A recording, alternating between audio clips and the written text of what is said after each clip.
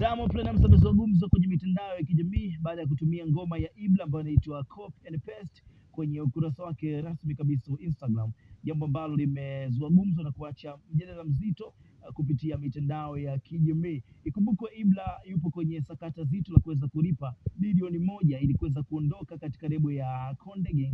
Sasa siku ya leo ilikuwa nzito sana baada ya kutupiana maneno pamoja na Harmonize ya hapa na pale, jambo ambalo limeleta mvutano mkubwa sana na kuwafanya wafuatiliaji wa jambo hili kuona nini ambacho kinaendelea kila hatua, kila time, kila saa. So msanii Diamond ametumia ngoma ya Ibra kwenye posti yake, jambo ambalo limewaacha watu wengi sana kuna maswali kuweza kujua nini ambacho kipo nyuma ya hili. Ibra amecomment kwenye wa Diamond Platnumz baada ya kuposti posti hiyo na kumwambia kwamba anaweza pia kuchangia kiasi chochote bana ambacho of course atakuwa nacho. Ibra ameandika, babu, shukrani sana, tena katika mchango wako ni muhimu. Akaweka namba, tena akaweka na jina ambalo litakuja baada ya kutuma namba hiyo. Kumbuka Ibra anadaiwa kiasi cha bilioni 1 ili kuweza kuondoka katika lebo ya Konde Gang. So maswali yako na